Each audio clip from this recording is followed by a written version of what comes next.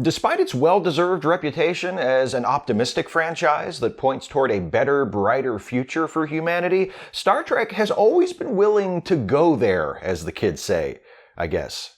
Do the kids still say that? Did they ever? Am I even doing this right? From the original series all the way to the current generation of shows with Discovery and Picard, every Trek show has occasionally shown us a glimpse at the grimmer, more depressing aspects of life in the 22nd, 23rd, or 24th century.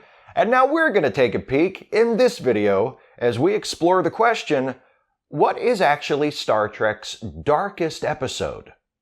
I want to start with the more recent shows, because they've acquired this reputation, primarily among their detractors, obviously, of being not just dark, but too dark to fit in with the rest of the franchise.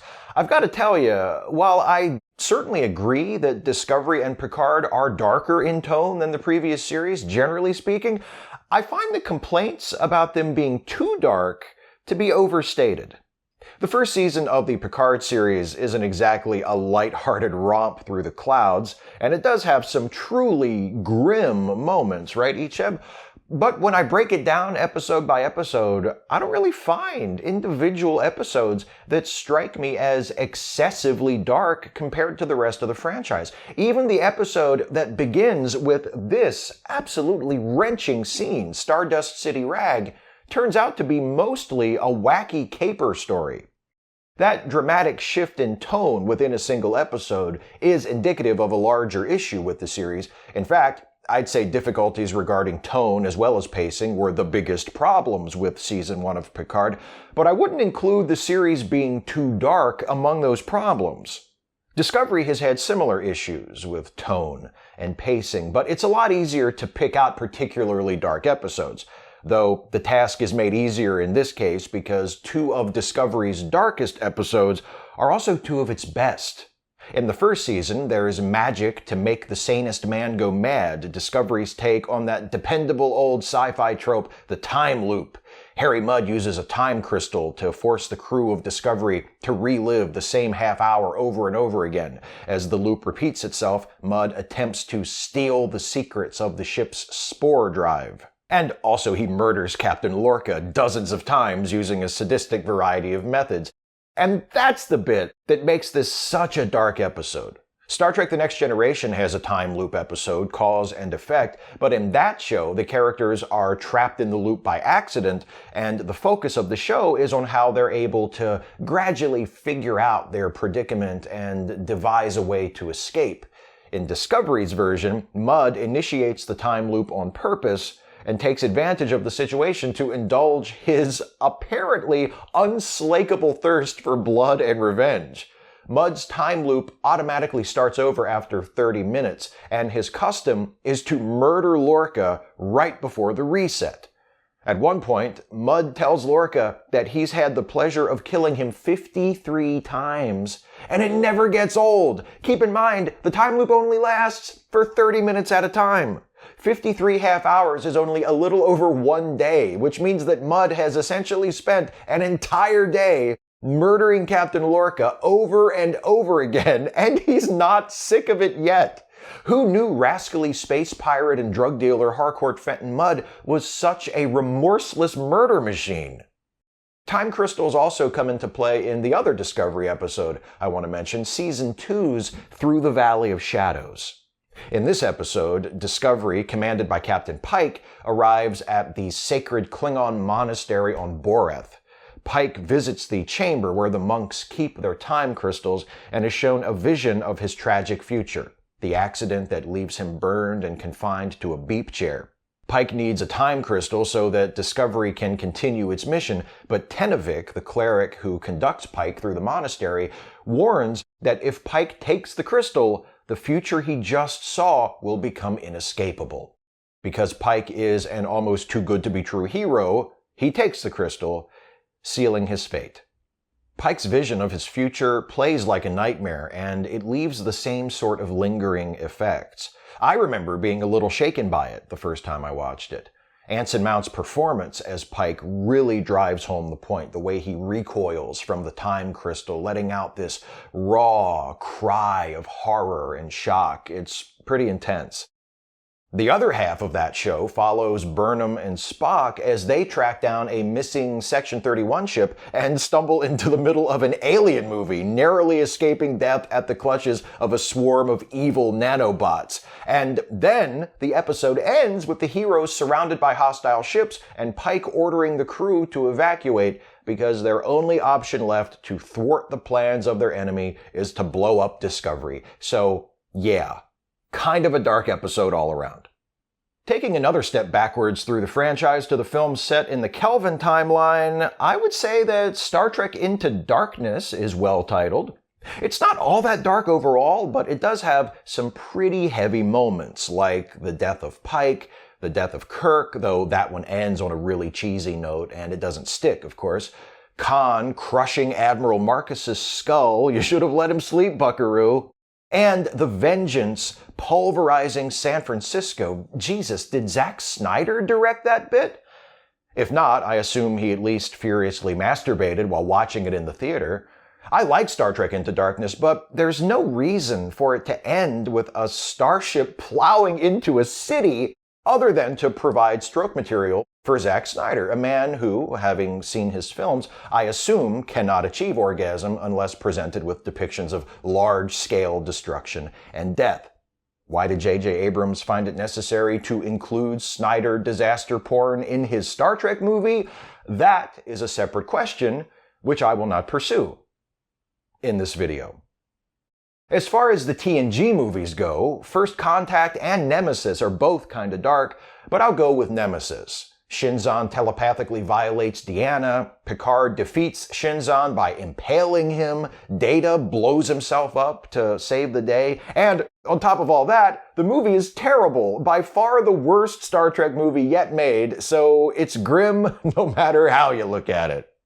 Enterprise has some dark episodes. There's Regeneration, where the crew just barely manages to defeat a small group of time-displaced Borg.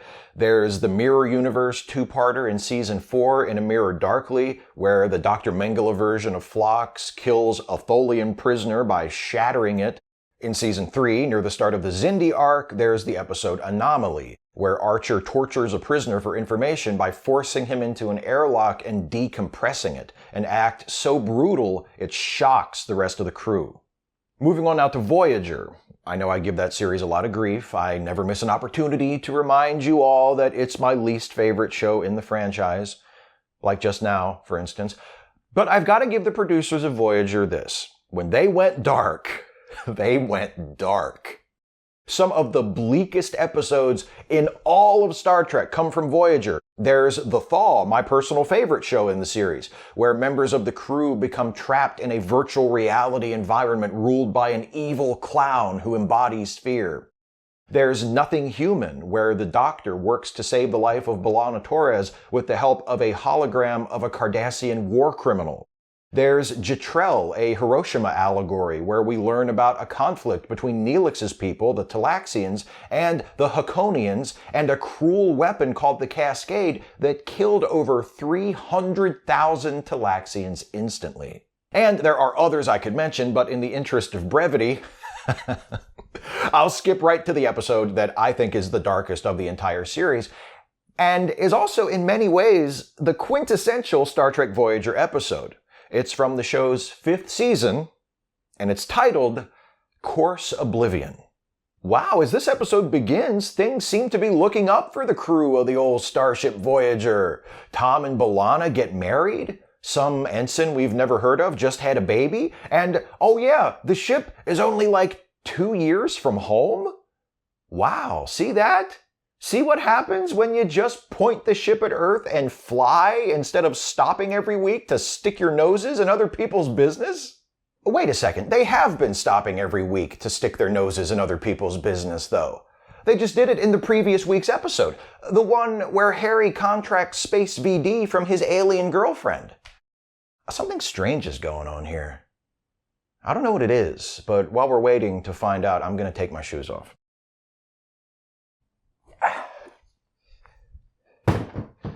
There's the first one.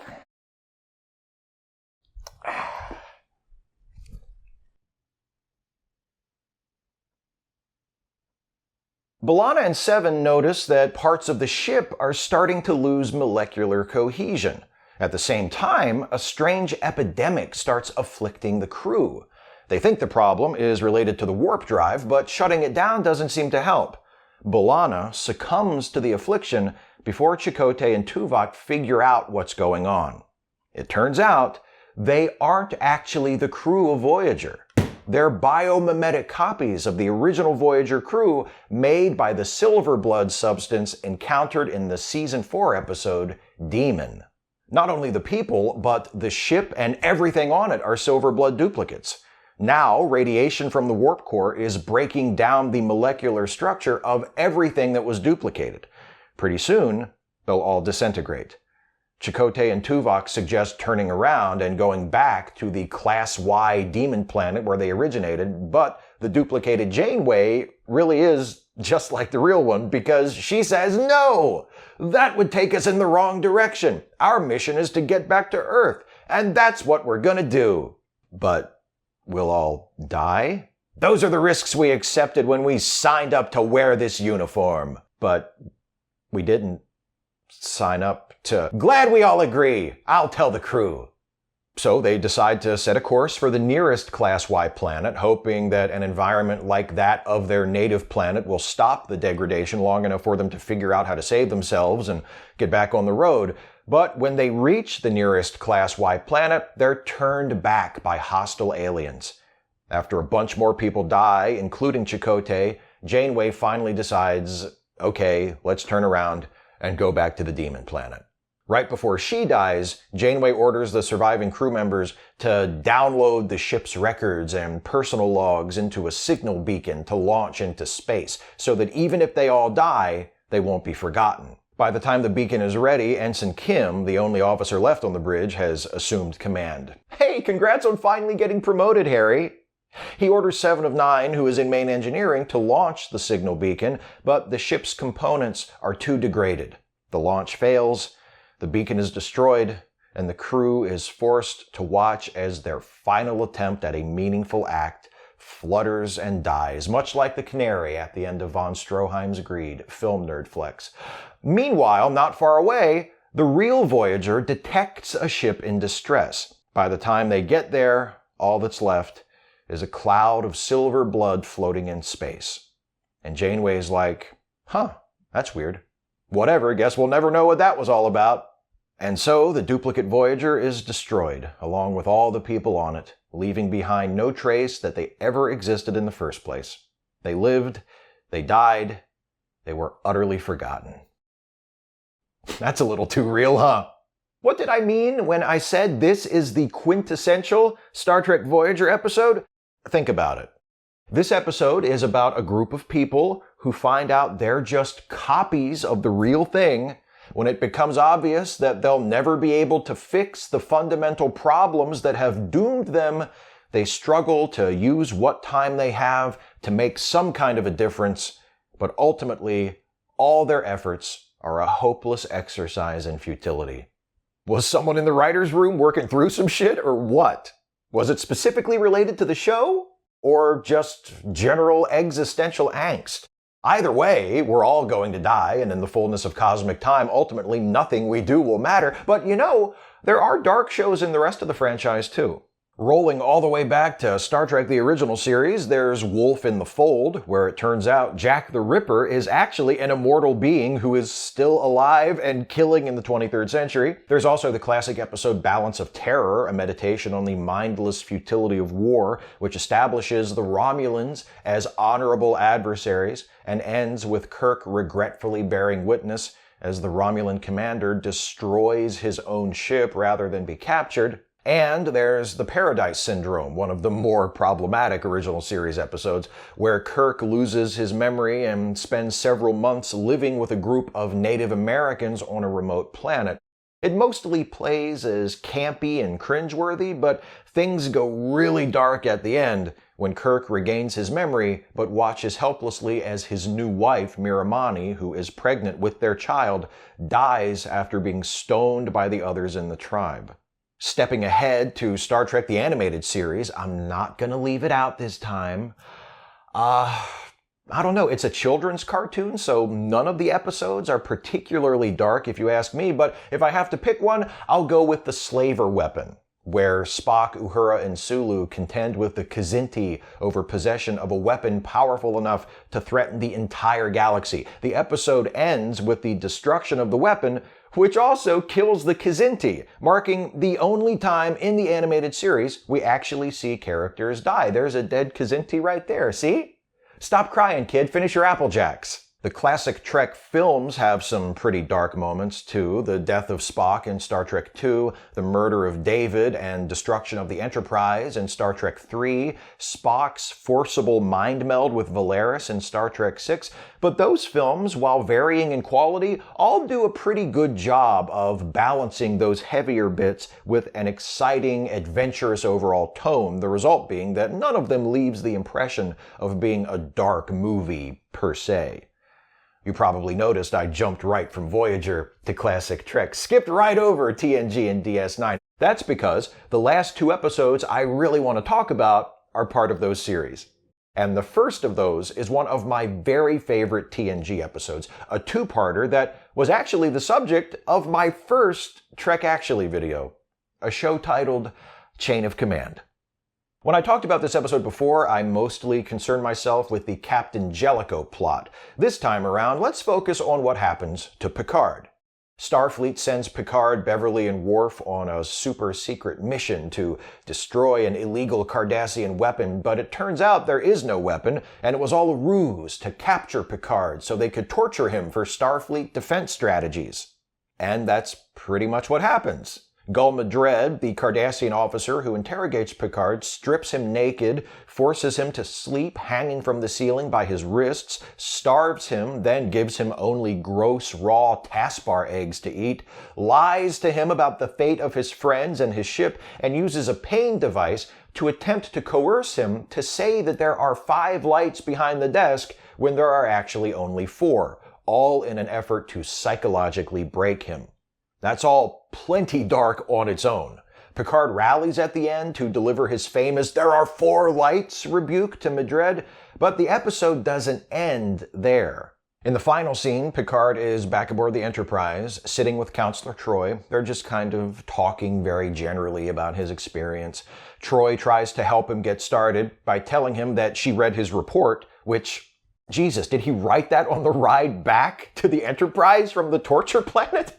When did he have time to write a report? And Troi already read it? I take back the stuff I said about her being bad at her job. Some of it. Anyway, Picard says to Troi, "There's something I didn't put in the report. Before I was released, Gul Madred gave me a choice between a life of comfort or continued torture, and all I had to do in order to get the comfortable life was to say I saw 5 lights when I knew there were only 4. And I didn't say it, but I was going to. I was ready to tell him anything. But more than that, at the end, I believed I could see 5 lights." The heroic Starfleet captain, barely managing to hold himself together in front of his tormentor, but knowing inwardly that he was broken. That is a dark moment. Maybe the darkest in all of Star Trek The Next Generation, though there are some other candidates to be considered. There's Skin of Evil, featuring the cruel and senseless killing of Tasha Yar, Violations, where a telepathic alien invades the memories of members of the crew in an obvious and unsettling sexual assault allegory, Dark Page, where we learn that Deanna Troi's sister died as a young child, an incident that has haunted her mother ever since, and Frame of Mind, a TNG episode by way of the Twilight Zone, where Commander Riker finds himself imprisoned in an alien asylum that may or may not be real. And there are others, but no matter how dark TNG gets, even at its bleakest, there's one Trek series that's got it beat, and that, of course, is my favorite, Deep Space Nine. And how do you even pick a darkest DS9 episode? I did, and it's also the darkest episode of the whole franchise, and I'll get to it in a minute, but there are plenty of strong contenders for the title. For example, In the Pale Moonlight, one of the most celebrated episodes of the series, in which we see Captain Sisko conspiring with Garak to convince the Romulans to go to war against the Dominion, a conspiracy which includes forgery and eventually murder. Duet, the episode where we first learn of the truly evil nature of the Cardassian occupation of Bajor, as a man claiming to be the former commandant of a brutal labor camp spends most of the episode proudly crowing to Major Kira about all the atrocities he committed. Necessary Evil, a detective story that ends with Odo discovering Kira was responsible for a long unsolved murder. The Siege of AR-558, where the crew fights to defend a Starfleet outpost from a superior Dominion force, Nog losing his leg in the process. And there are others, but honestly, if we're talking about the darkest episodes of DS9, the darkest episodes of the franchise in general, there's only one expert we need to consult, and it's this guy. The gravitational singularity at the center of Star Trek's universe of suffering, the great attractor to which all pain and grief are inexorably drawn. Deep Space Nine's Chief of Operations, Miles O'Brien. The O'Brien must suffer pattern doesn't really take hold until the second season of Deep Space Nine. There are 2 consecutive episodes that season where Miles gets knocked around pretty good. Armageddon Game, where he's infected by a biological weapon and nearly dies, and Whispers, where he spends most of the episode thinking there's a conspiracy against him involving everyone else on the station, only for it to be revealed at the end that he's actually a duplicate of the real O'Brien created to carry out a political assassination. Whispers ends with the real O'Brien watching his duplicate, who is exactly like him and believes himself to be the real O'Brien, die while calling out for his wife Keiko. That's some dark shit. But there was much grimmer stuff to come. Later in Season 2, in the episode Tribunal, O'Brien is arrested while on vacation and finds himself on the Cardassian version of Judge Judy after being charged with running weapons to the Maquis. He's innocent, of course, but on Cardassia, everybody is guilty, and it's only by walking the captured Cardassian agent who framed O'Brien into the courtroom while the whole planet watches that Sisko and Odo are able to save O'Brien from conviction and execution. In the Season 3 episode Visionary, O'Brien gets to watch himself die again as he endures a series of time shifts while trying to prevent the station and the wormhole from being destroyed by the Romulans. The writers of DS9 loved to force O'Brien to look at his own corpse, didn't they, the cruel bastards? But the darkest O'Brien episode, the darkest DS9 episode, and for my money, the darkest Star Trek episode period, is one that combined the unjust prosecution like the one in Tribunal with the harrowing existential angst of Whispers and Visionary, leading up to the grimmest and most uncomfortably real climax ever presented in Star Trek. I'm talking about an episode from Deep Space Nine's 4th season titled Hard Time. O'Brien wakes up on the planet Argratha after experiencing a simulated prison sentence for a crime he didn't actually commit, of course. He was only actually asleep for a few hours, but from his perspective, he lived those hours as though they were 20 years. The sudden return to his normal life is difficult for O'Brien. He's distracted by memories of his time in prison. He struggles to break habits he formed during his sentence, like always saving half of his food. And he's tormented by hallucinations of Ichar, who was his cellmate. The transition back to his everyday life doesn't get any easier for O'Brien as time passes. He has trouble remembering which of his tools is which. He snaps at his friends and coworkers. He refuses to talk to a counselor about his prison experience, despite Bashir's repeated insistence. He's eventually relieved of duty after physically assaulting Quark. He returns home, where a tense conversation with Keiko and Molly ends with Miles angrily shouting at Molly and nearly hitting her before stopping himself and fleeing to a cargo bay, deeply unsettled by what just happened. And here's where things get really bad. O'Brien flies into a rage in the cargo bay, knocking over a bunch of crates. By the way, why are the crates in Star Trek cargo bays always empty? Don't they ever use them to actually store stuff? Then he removes a phaser from a weapons locker, turns it up to the maximum setting, and presses it to his chin. Bashir arrives and urges him to put the phaser down. O'Brien insists that killing himself is the best thing for him and for everyone else on the station. Then he confesses to Bashir about Echar. After being cellmates for almost 20 years, O'Brien and Echar get into an argument over food. It's been weeks since the guards fed them, and their emergency stockpile is long gone. After lights out, O'Brien catches Echar going for a secret food stash. They struggle, and O'Brien kills him. After Echar is dead, O'Brien examines the food and realizes that Echar had hidden away enough for both of them. He killed his cellmate and only friend for nothing. He was my best friend and I murdered him, O'Brien tearfully tells Bashir, his actual best friend. Growing up, they told us humanity had evolved, outgrown hate and rage, but when I had the chance to show I was still an evolved human being, I failed. I repaid kindness with blood.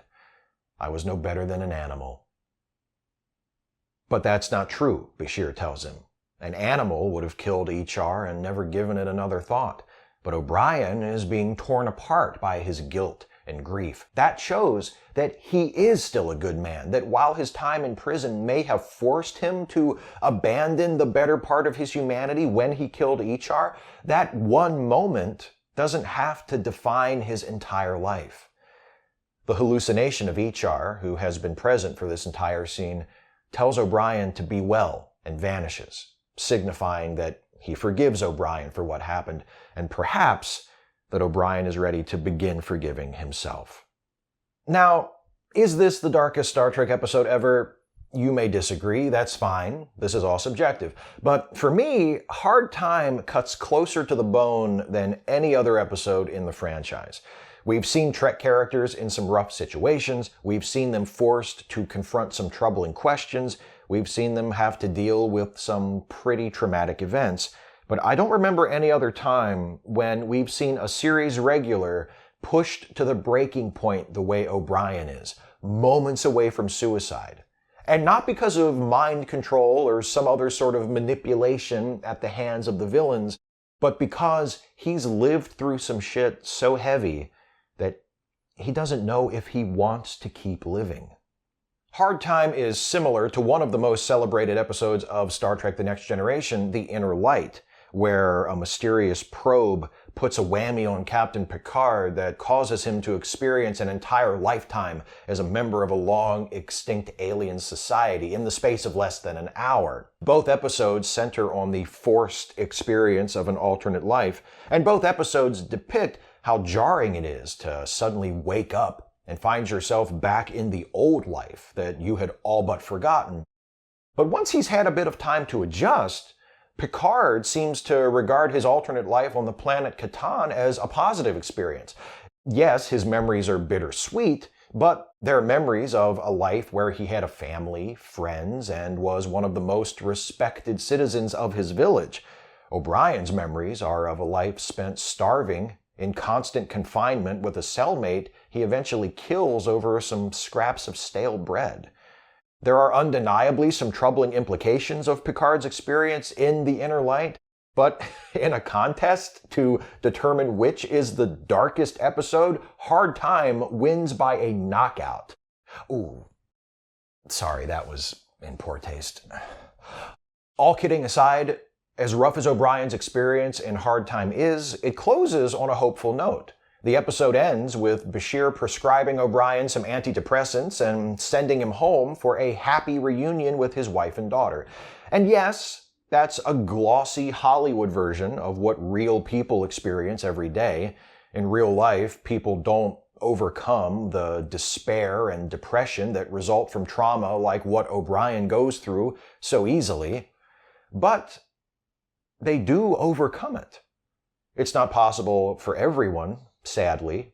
Some psychological wounds, like some physical ones, are just too severe to recover from, but it is possible. Star Trek's known for being a didactic show. It's full of lessons about ourselves, about our world, about life. We tend to think most often of its pointed political statements or its optimism, but its dark episodes have important things to say to us as well, like Hard Time or Chain of Command, which tell us that we can't always survive unscathed, but sometimes just surviving is victory enough. Or like Course Oblivion, which tells us that we're all just clueless frauds hurtling unstoppably toward meaningless death and fathomless obscurity.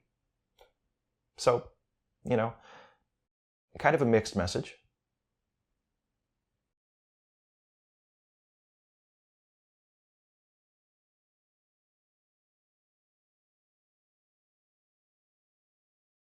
Hey folks, well, I hope you enjoyed that little ray of sunshine. Obviously, there were plenty of dark episodes that I either mentioned but didn't go into detail about or didn't mention at all. These videos are not intended to be comprehensive lists of every possible example of the topic. That's where you come in. Please let me and everyone else know what I missed, what you think I should have talked about or spent more time on in the comments. I'll let you know about the topic of the next Regulation Trek Actually video in a minute, but first, I want to give shout outs to some of my newest Patreon patrons, and their names are Daryl Ballard, thank you Daryl. Zeraxis, thank you Zeraxis. Isaac, thank you Isaac. Chip Salzenberg, thank you Chip. Marcus B, thank you Marcus B. J. Randall Owens, thank you J. Randall. Bobby Cox, thank you Bobby. Dan HUMISTON, thank you Dan. Charlie Schiarilli, thank you Charlie. Nima Farbooty, thank you Nima. Mark Terrell, thank you Mark. Kevin M. Duell, thank you Kevin. Gregory Hughes, thank you Gregory. Patrick Simpson, thank you Patrick. TECHNOSQUID, thank you TECHNOSQUID. Grant Myrason, thank you Grant. Captain Janeway, thank you Captain Janeway. Dale Penn, thank you Dale. Kurosh Kosraviani, thank you Kurosh. Corey Honkanen, thank you Corey. Eric Braun, thank you Eric. Steve Brown, thank you Steve. Tosh, thank you Tosh. Fiok Smith, thank you Fiok. Pa Wraiths, thank you Pa Wraiths. Adrian Martin, thank you Adrian. Vinehart, thank you Vinehart. GERT MENKE, thank you GERT. PLASMABURNDEATH, thank you PLASMABURNDEATH. Joy AOKI, thank you Joy. Ed Best, thank you Ed. James D, thank you James. Lalomi, thank you Lalomi. Dinker, thank you Dinker. Julian Sanchez, thank you Julian. And Vovacat17 Vladimir Kuznetsov, thank you Vladimir. Those are the names of my newest patrons to pledge $5 a month or more. If you want to support this channel and help me continue to do what I do, you can become a patron by going to patreon.com/Steve Shives. Pledging $5 a month or more gets you a shout out, but pledges of any amount get you access to the patron-only feed where you can vote in the polls to determine upcoming Trek Actually video topics, submit questions to be answered in my twice-monthly Ask Away live streams, and also have a chance to join me on the air during my monthly live video hangouts with patrons. If any of that sounds interesting to you, or if you just want to help me out, patreon.com/Steve Shives. Thanks so much to all of my patrons, however much you are pledging, however long you've been pledging it, because I could not do this without you. I also want to remind you that in addition to the YouTube gig, I co-host a couple of podcasts as a part of the Lemmy Listen family of podcasts. One of them is a Star Trek themed comedy podcast called The Ensign's Log. If you like my Star Trek videos, I think you'll really like The Ensign's Log. My best buddy and fellow Star Trek superfan Jason Harding is the creator and co-host, and we're currently in our 3rd season. So if you've never listened before, consider this an invitation. Links are in the description of this video. Check out The Ensign's Log. Now, we dealt with some of the Star Trek franchise's darkest episodes in this video. Next month, we're going to examine another dark corner of the Star Trek universe and how it reflects some of the more, let's just say morally complex aspects of life in our modern world, as we examine the question, does Star Trek actually glorify terrorism? That's the topic of next month's video, as chosen by you through the most recently completed poll. The poll for August's Trek Actually topic will be posted soon to my Patreon page, so watch for that, patrons, and vote. Hope you enjoyed this video. I'll see you next time. Take care.